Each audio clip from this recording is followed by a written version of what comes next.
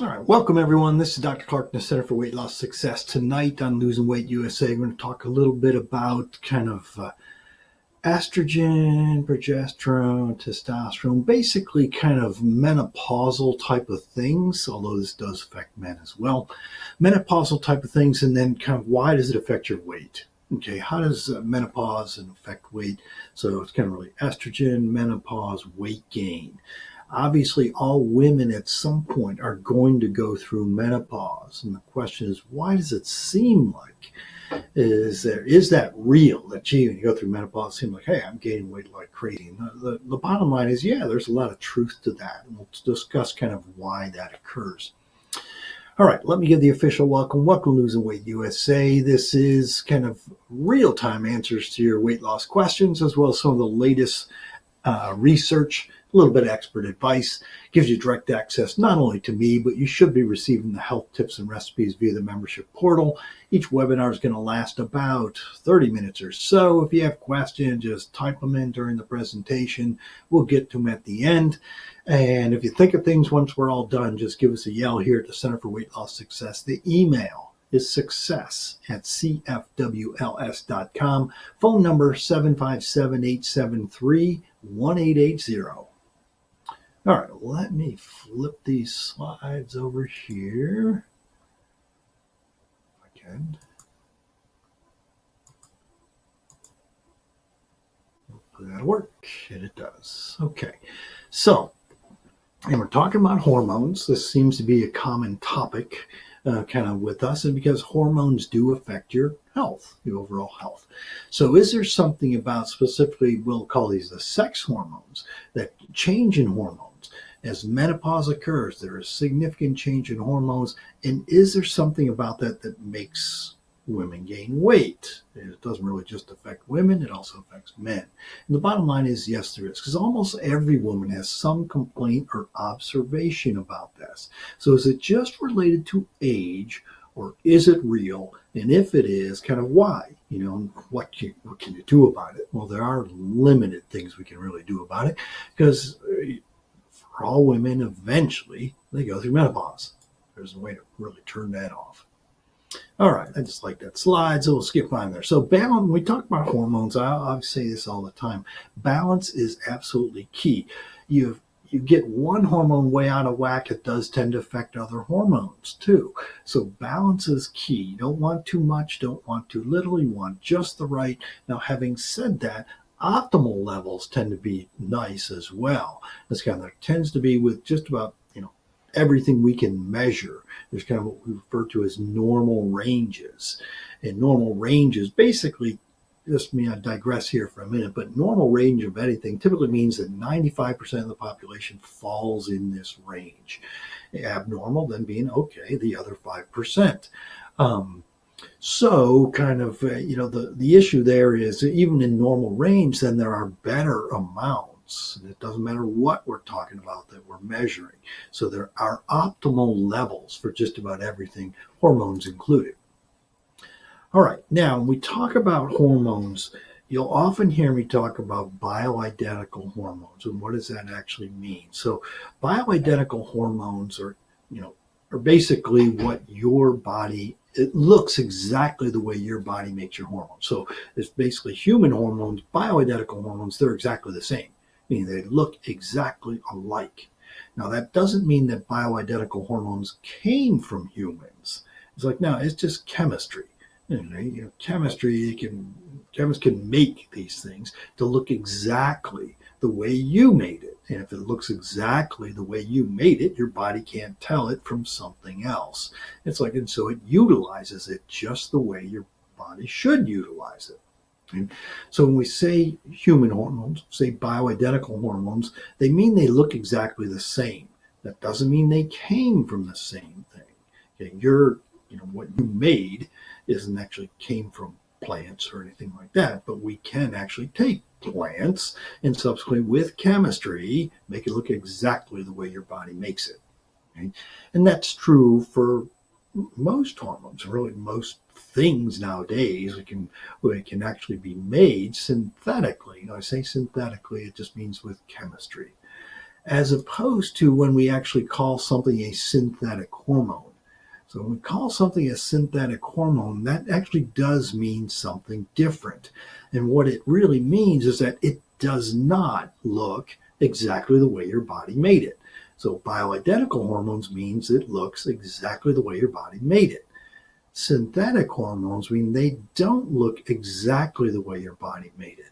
On the slide, if you're watching, I've basically a diagram of progesterone and then synthetic progesterone. Now, why do we care? Okay, the reason we care is because something that doesn't look exactly the way your body makes it can potentially then have different side effects to it or different problems associated with it. And that's where the big kind of hormone scare 15 years ago or more came about, and that when they started using, and they have for years and years and years, using synthetic hormones that do not look exactly the way your body makes it. And with that, there were other potential side effects, other problems that developed. The example I have here in the slide, if you can see it, is that the upper figure actually is just, this is exactly the way your body makes progesterone. Okay. Now, in the most common type of progesterone called progestin, and the most common type of synthetic progesterone is medroxyprogesterone. So why should you care? And the whole reason we talk about synthetic hormones is because a drug company can't actually patent something that occurs in nature. So something that your body already makes, meaning it occurs in nature, they can't actually patent that. And if you can't patent it, then subsequently then you can't make a whole lot of money off of it. So what they did is they actually make something that looks kinda or mostly like the actual hormone. And by doing that, it has most of the characteristics of the actual hormone and subsequently can help with certain things. The actual kind of, it's a lock and key mechanism. So your body will respond very similarly to the bioidentical hormone, except that's where the problem comes in, is that this little side branch, little extra side thing on there, which is what that little arrow on the slide is pointing out, may cause other problems. And with progesterone specifically, synthetic progesterone tends to cause a lot of blood clotting problems. And so subsequently then, this is where the real problem was. It wasn't bioidentical hormones, it was the synthetic hormones. All right, so what are hormones? And we've probably reviewed this previously too, but hormones are just chemical messengers. That's all they are. So your body makes these messengers, these chemicals, okay, and communicate it released by one tissue. So a certain tissue is going to make a certain hormone. Thyroid makes thyroid hormone. Testicles make testosterone. Ovaries also make testosterone. They make different types of estrogen too, and progesterone as well. So, okay, the different organs can make different hormones, and subsequently then these hormones are released, go through the bloodstream to different tissues, and then the tissues that have receptors for those hormones can actually respond. Okay, and it is kind of a lock and key mechanism. If that tissue doesn't have the receptors on it, then okay, that hormone just travels around, doesn't tell that tissue to do anything. So hormones then are one of the main tools your body uses to maintain our overall balance and our overall health. We're going to specifically stick with the sex hormones tonight, but cortisol and thyroid hormone also are very important in kind of the overall sex hormone function, but just overall hormone function. We're not really discussing those tonight. But again, hormone balance is a key concept for overall health and optimal health. So we're talking about the sex hormones here, and all these sex hormones are derived from cholesterol. So when people talk about how bad cholesterol is, well, cholesterol, we can't live without it. And here's one of the reasons why. It's not only digestive juices and things like that, but cholesterol is the base of many hormones. So sex hormones, absolutely. And the sex hormones we're talking about tonight are testosterone, progesterone, and then estrogen. And humans make three types of estrogen, as opposed to horses or mares. And if anybody was on Premarin, basically Premarin was mares, estrogen came from pregnant mare's urine, and they're actually, I think, 9. I think there's 7. I've forgotten exactly. there are like 7 different estrogens that horses make. And so subsequently then here's a problem because we don't recognize all these other things. Okay? And subsequently they can cause other problems. So men and women share the same hormones. So it's not like, gee, they have different hormones. Like, no, human estrogen, human testosterone, human progesterone looks the same in every single human. Okay, so it's not like you make a different one than your husband or your sibling or anything like that. No, we all make it. They look exactly the same. Okay, from one person versus another, they look exactly the same. So men and women share all these hormones. It's just the relative amounts. Okay, but there are important things that these hormones do. All right, so this little slide just kind of shows that, the hormones all came from cholesterol. The hormones we're talking about tonight all came from cholesterol. There are multiple steps to kind of get to different ones. And some of the, like estrogens, actually, some of it's derived from testosterone. There are other pro-hormones that can be converted to other hormones. Now, again, I'm going to digress here for a minute. It's just that you often hear about people taking DHEA. DHEA is a pro-hormone, meaning it looks similar to other, but your body then takes it and can make other different hormones from it. The problem is, if you just take DHEA, you have no control over kind of which direction this is going to go. And so for many people that take DHA, thinking they'll increase their testosterone levels, and it may do that, but it also may increase other levels that you don't want to happen. And so as anybody's talked to me about hormones, they realize that I'm not a big fan of DHEA because you have no control about kind of where it's going to end up and what it's actually going to produce. It may increase your testosterone level, but it also may not. It may cause other problems too. So we're going to talk about, even though we started this discussion kind of saying, oh, menopause, estrogen, we're going to start the discussion with testosterone because everybody needs testosterone, women and men. And just a natural part of aging is testosterone levels go down. For men, for any men and women, typically they're going to peak in that kind of late teens, early 20s. Okay. Men typically a little sooner than women, but still kind of late teens, early 20s. And the testosterone, and then it kind of slowly goes down with age. And as we get older and older, it may drop a little quicker. So it is something that, and this is normal, so that's not weird or anything like that. It's like, no, that is a normal thing to happen. But obviously, testosterone, you see it talked about all the time from TV commercials. Testosterone really is your true vitality hormone. It's, do I wake up well rested? Do I sleep well? My overall energy level. It also does affect libido, both men and women. So there are lots of things that testosterone does, and the receptors for testosterone are in all kinds of different tissues. From your heart is has some of the most receptors on it. So it's very important in heart function. Okay, that can be one of the reasons why as we get older, hearts don't work as well. Testosterone levels go because it is something that stimulates muscle function, but also your brain. Your brain has all kinds of receptors for testosterone. Now, we think about, why do you care? What does it really affect? Well, the receptors would not be there if they weren't important for something. So you just keep that in mind. If the tissue has the receptors, there must be something that the tissue is responding to when that hormone attaches to the receptor itself. A message needs to be sent. And as levels go way down, those messages are no longer sent. And subsequently then, yes, brain doesn't work quite as well.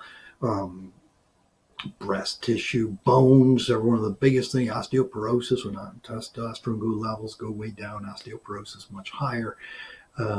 Fat storage will kind of hit all these things. So testosterone is very important for both men and women. It does affect sex drive, yes it does, but also your heart health, preservation of bone mass as well as muscle mass. So basically when we're talking about bone mass, muscle mass, that's really keeping your metabolism higher too.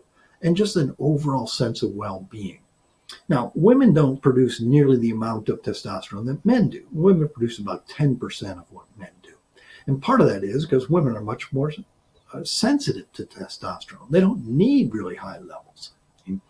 But production tends to fall as we age, and typically production falls by about 50% from age 20 to 40 and continues to fall then through menopause. And in menopause, it may get down really, really low, almost, kind of can't even find it type of thing.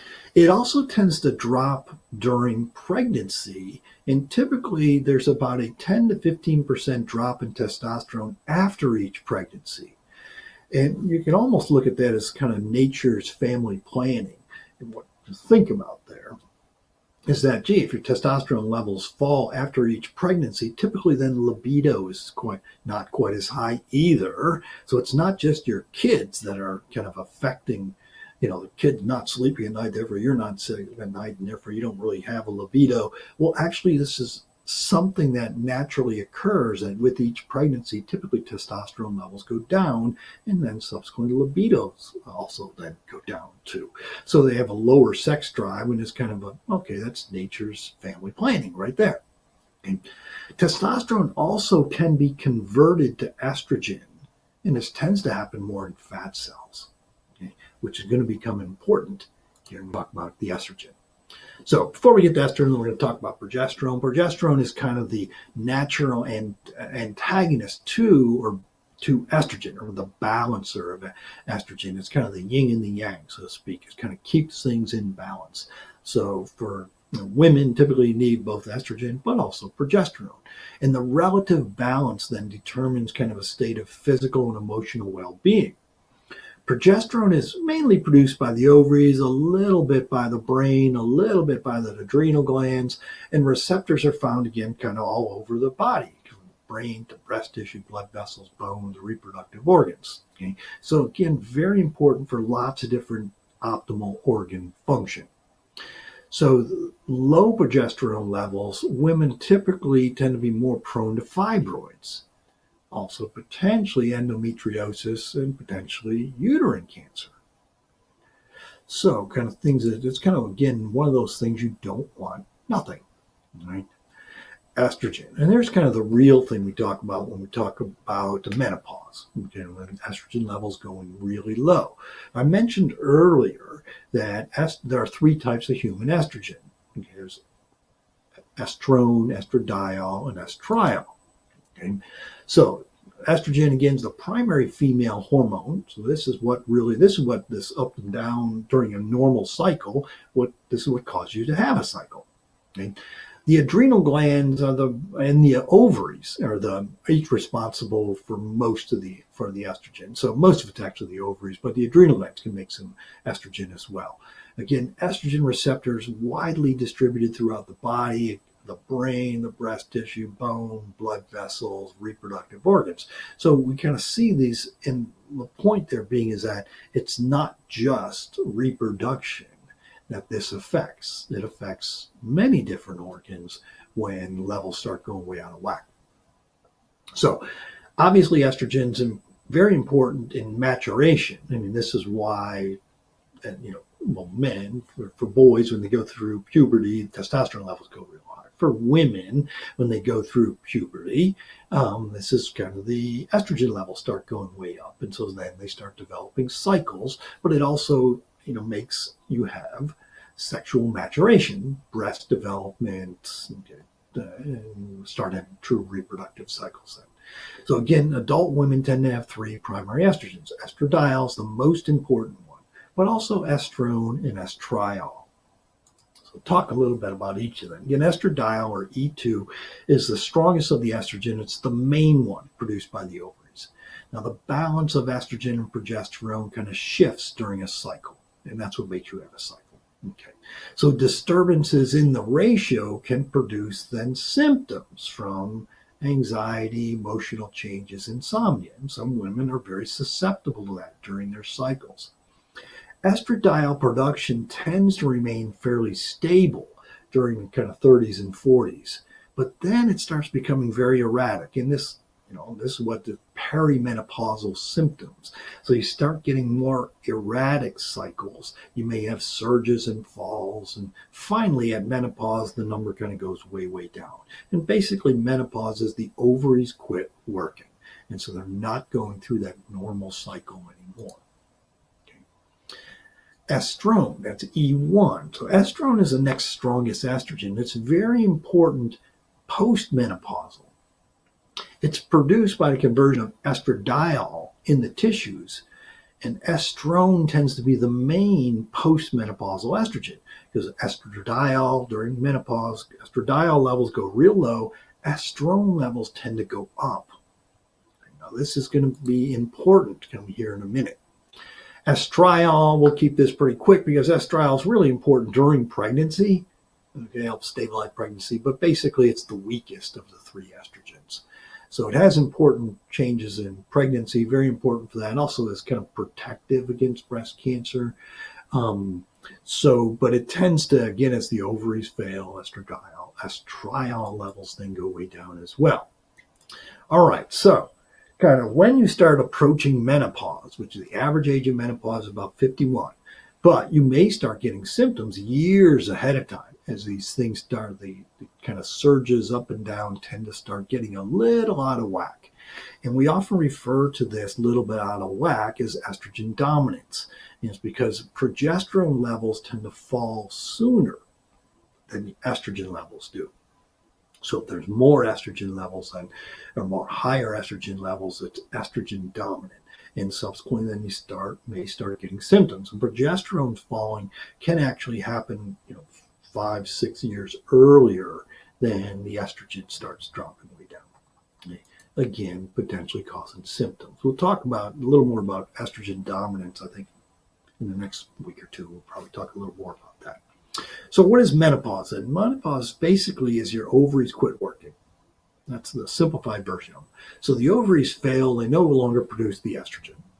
And so all the estrogen levels go way, way down, especially the estradiol. Now, the issue there is though the ovaries quit making estrogen, estrone can still be made by the fat cells. Why do we care? Because estrone makes it even easier to store fat. Okay, so what are the real implications of the sex hormones and weight? So the major way this actually works is because the different hormones affect a fat storage enzyme tremendously. And that fat storage enzyme is called lipoprotein lipase. And lipoprotein lipase is kind of the gatekeeper for fat accumulation. So if there any cell in particular that has a lot of lipoprotein lipase activity, is going to bring more fat into the cell. Now, if the cell is actually using the fat as an energy source, then okay, that's okay. But if it's actually bringing the fat into a fat cell, now we're talking about fat storage. Okay? And fat storage is weight gain. That's what we're talking about. So any cell that uses fatty acids either for fuel or for storage uses this lipoprotein lipase. So it's a very important enzyme there. So the more activity of this lipoprotein lipase on any one cell type, the more fatty acids are going to be absorbed. And if they're absorbed, then the issue is it for storage or is it for energy production? That's the issue right there. And the issue there is mainly when they're pulled into fatty cells, it's going to be fat storage. Okay. Now, the thing that regulates this the most, this lipoprotein lipase, is actually insulin. So kind of, whenever we start talking about all these different hormones, for some reason, it always tends to come back to insulin. And insulin tends to be the master hormone when it comes to weight. And part of the reason is that insulin is the primary regulator of lipoprotein lipase activity. But it isn't the only one, okay? But it is the primary regulator. So in fat cells, insulin increases LPL activity. So if insulin is increasing LPL activity on fat cells, that means the fat cells are pulling in more fatty acids and storing more fat. Now in muscle cells, insulin tends to decrease the LPL activity. And so in muscle, if high levels of insulin, you now have decreased LPL activity, which means then we are not pulling in the fatty acids into the muscle to be used as an energy source. And that's bad. That means those fatty acids are being pulled into the fatty cells to be as a storage there. Women tend to have higher lipoprotein lipase activity in their fatty cells. I'm going to say that again. Women tend to have higher lipoprotein lipase activity in their fatty cells. What that means then is that women are more likely to store fatty acids as fat as opposed to men. And so, yes, just like you thought, that women do gain weight easier than men do. Here's part of the reason. Now, in men, the LPL activity tends to be more in the abdominal region. So that's why men tend to actually have guts, if you want to call it that, is they tend to have fatty guts, that fatty belly. Women tend to have more LPL activity in the hips and buttocks region, which is one of the reasons why women tend to be different shaped than men. It's okay, they tend to get a little wider than in the hips and buttock regions. Part of that is due to this LPL activity and where the receptors are and what's turning them on. So, but I mentioned insulin kind of is the primary regulator, but the sex hormones also influence this. Testosterone. So testosterone actually suppresses this lipoprotein lipase activity in the abdomen. Okay, so what does that mean? So as men age and their testosterone decreases and insulin subsequently often also increases, they then tend to store more fat in the abdominal region, and therefore they get kind of that beer belly. For women, kind of slightly different in that typically for women, it's not so much testosterone, but as they lose kind of the estrogen and the testosterone levels go down, initially when women are younger, they're more prone to storing weight in their hips and buttocks. But as they then approach menopause, then they're actually more likely to start storing that fat in the abdominal area. So often, gee, when I went through menopause, now all of a sudden I seem to be storing fat really easy in kind of right there in my abdominal area. I feel like this little pooch there. So sex hormones and weight. Part of it is the change in hormones. Progesterone tends to increase the activity of lipoprotein lipase, especially again in hips and butts. That's where women are more likely premenopausal to store weight there. Estradiol, again, estradiol is pretty high while you're going through normal cycles, right? So estradiol itself can actually decrease lipoprotein lipase activity. Now that's important, that statement, because when you lose that protective effect, when you go through menopause, now the estradiol levels go real low. You're actually losing the protective effect. And I mentioned earlier, estrone levels go up. Estrone tends to make you store more fat, increases lipoprotein lipase activity. Therefore, you're getting a double whammy. You're losing the protective effect of the estradiol, but now you have increased estrone levels, and both of those things, then that occurs, makes it a lot easier to store fat. So you lose the protective effect, you gain a fat storage effect with the estrone, and therefore now all of a sudden, hey, it's a lot easier to gain weight. And we're going to throw one more thing on this as well, because another interesting finding is that the more fatty tissue you have, estrone levels go up even higher, which makes it even easier to store fat, which really means that skinny people have a harder time gaining weight than people that are overweight. The more overweight you are, the easier it is to gain weight, harder it is to lose weight. And that's very, very real. So a larger person can gain weight much more easily than a thin person can. And you probably have all kinds of examples of that, kind of if you look around.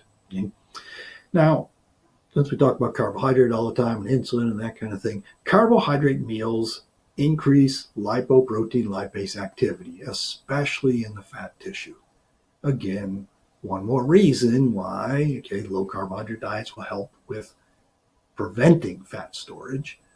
Now, what's interesting though, kind of if you were to give somebody a fatty meal, same calories versus a high carbohydrate meal, the fatty meal actually doesn't stimulate more LPL activity, even if it were the same amount of calories there. So interesting little finding in there. Okay. But anyway, no matter what, hormones do affect weight. I mean, there's no doubt about that. And as you go through menopause, okay, or for males, andropause, okay, so hormones, menopause, weight gain are all very closely related. Age and hormone changes, as well as loss of lean body mass, has a lot to do with it. So again, as estradiol levels decrease, as approach menopause, and estrone increases, okay, as well as testosterone decreasing, all those things make it a lot easier to store fat. So, kind of one of those things, what can you really do about it? Well, there isn't a whole lot you can do. Everybody's going to go through those changes. There's not a way to completely prevent it, but potentially you can consider bioidentical hormone replacement. So again, bioidentical hormones look exactly the way your body makes it. And if you have normal levels or a little higher levels, then subsequently, then some of these problems won't be quite as drastic. That doesn't mean that people often come to me and say, gee, I want to start hormone replacement because it'll make me lose weight. And that isn't true. Okay? Typically, hormones don't make you lose weight. It can help make it easier to keep weight off. Okay? In the long run, it can help keep metabolism a little better. It can help bones keep going. It can help the heart be stronger, make the brain less likely to get demented. So it can actually help a lot of those things, but it typically doesn't make you lose weight. It actually just makes it feel better enough. It's easier to do the right things, which then helps you lose weight. But that's really a topic for a different discussion. We've kind of gone through the time here. So anyway, if kind of hormone replacement, something people are interested in, typically it's a perimenopausal thing. So if you're approaching menopause and considering hormone replacement, it is something that can be done. Very controversial subject. We probably won't get into that topic at the moment. And other Losing Weight USA's on that. But anyway, just keep that in mind as a possible treatment. All right, don't see any questions sitting up there, so I finish off with a little cartoon here. There's a woman sitting in front of her doctor. She said, can you give me something to make my hot flashes hotter, hot enough to melt fat, burn calories, and ignite passion? Wouldn't that be nice? All right, if you have questions, you know where to find us. Just give us a yell here at the Center for Weight Loss Success. The email, again, success@cfws.com. Phone number 757-873-1880. You should be receiving the weight loss tips as well as weekly recipes. Tune in each Tuesday, 6 o'clock for the next webinar. Watch your email for the invite and link. And remember, it's your life. Make it a healthy one. Have a good evening, everyone. Take care.